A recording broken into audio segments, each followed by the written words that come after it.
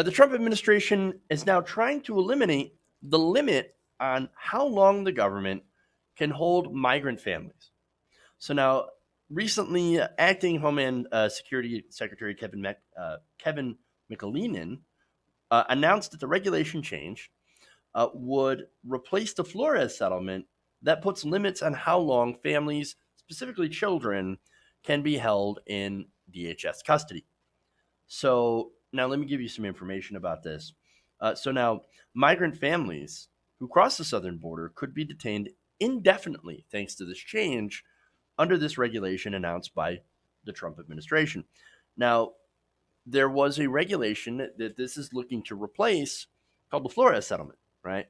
The Flores settlement basically said that children could not be held for more than 20 days when they're apprehended at the border, they and their family. These children also, when they're in care, have to receive a minimum amount of care while they're being held. So now, that's the old rules. That's the Flores settlement. Now, the Trump administration says, well, we hate the Flores settlement. We want to keep kids in jail with their families because, again, they previously tried to do the family separation at the border, which is a complete and utter humanitarian disaster. There are still families out there that have been separated. And by the way, Obama never did separations. That's a complete and flat out lie that you'll hear from the right wing. But I just wanted to make sure that you guys know that it's a fabrication. Now, look, President Obama was not great on immigration when it came to especially deportations, but he never separated kids from their families at the border. That would have been an absolute horrendous humanitarian disaster. So when Trump says, oh, Obama did it, no, he didn't. So now after the whole family separation debacle and Trump being ordered by a federal judge to not do that he couldn't do that, now they had to figure something out.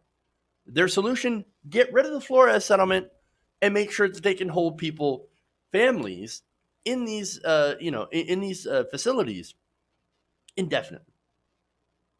Well, that's terrible. Now, one of the big problems with that, of course, is we've seen the conditions inside of the facilities, right? There are several congresswomen that traveled these facilities that, saw horrific things. People told to drink out of toilets, places known as the dog pound and the freezer. I mean, dog pound was an open air enclosure in sometimes 90 to 100 degree weather. And then the dog pound is basically an inside area around 55 degrees.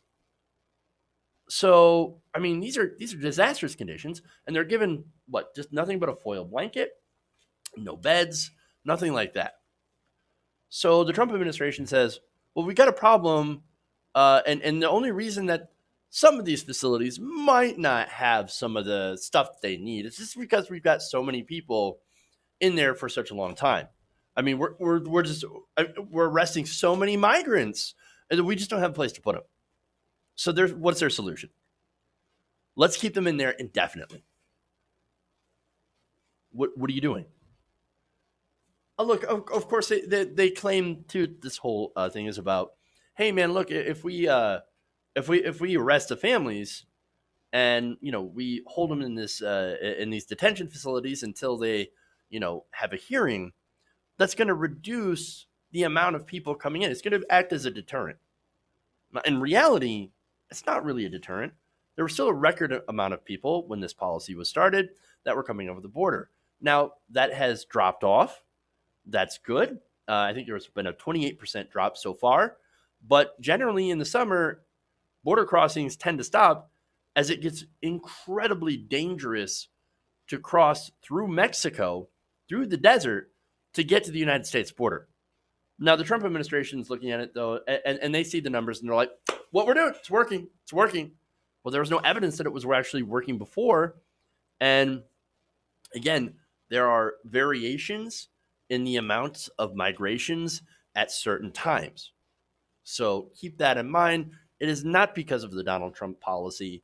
Maybe it has a small role to play, but in reality, back when we were having some of the most, amounts of border crossings was exactly when this policy was already in place. So you can't say, oh, it's a deterrent when it's not actually a real deterrent. No, here's the thing. Um, they're doing it because they love the cruelty. I know, but like these are the people again that um, they don't want people coming here, right? And they want to send a message, and they've admitted that this is what happens if you bring your family here. We're going to lock you up indefinitely.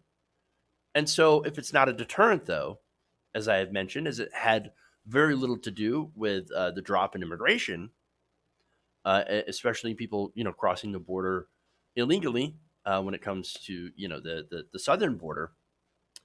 What other reason is there? It's the cruelty, and that's what this is, right? They want to make sure that families who are already here, who have already crossed, suffer for having the audacity to cross the southern border in the first place. They don't want people coming here. And by the way, they also don't want people. They don't want legal immigrants coming here as well, or people coming here legally. Now they always say, "Oh, come on, we want legal immigrants. We just want you to come in the right way. We don't want you crossing the border, or flying in, which is what they do for the most part. No, we just want legal immigration. We just don't want undocumented immigrants. See, that's the problem. They're the main problem. We love legal immigrants. Well, that's kind of funny because the White House also announced a plan to enact a public change rule that would prohibit legal migrants from accessing social services such as food aid. The Trump administration also moved an end to asylum protections for most Central American migrants. So they've made those changes for legal immigrants. They said, Ken Cuccinelli, he said, well, we basically want people who can stand on their own 2 feet. We want people who are already wealthy. And if we think you're going to be a public charge, that you're going to take any sort of public money, then we can take away your green card. That's it. And then we take away your green card, and then we throw you into one of these prisons, which, by the way, they are technically prisons. In fact, one of the prison buildings, one of the buildings that is being used to house migrants right now, was a prison before it was shut down after food riots. So it's literally a prison that they've moved these people into. And they can keep them there now, at least if this rule goes into effect, which it's supposed to in about 60 days. But of course, that's before court challenges. They're going to be able to keep them there indefinitely, indefinite detention. And that's, of course, going to be very profitable for private prison corporations like the Corrections Corporation of America and Geo Group, who also have done business and do federal contracts for the Trump administration. So that's who this benefits. Again, these migrants cost about $750 a day to keep in these facilities. I mean, that's going into somebody's pocket. It's coming out of our pocket, going into someone else's, and it's not being used for safe and sanitary conditions. In fact, the Trump administration had gotten in trouble for not allowing safe and sanitary conditions, for arguing that, oh no, the migrants, you don't need soap, you don't need beds or toothpaste. No, you shouldn't have any of that stuff. That's not what constitutes safe and sanitary. They had to argue that before a 3-judge panel that ripped them apart. They seriously could not say or make the argument that no, this is completely safe and sanitary if you don't have soap.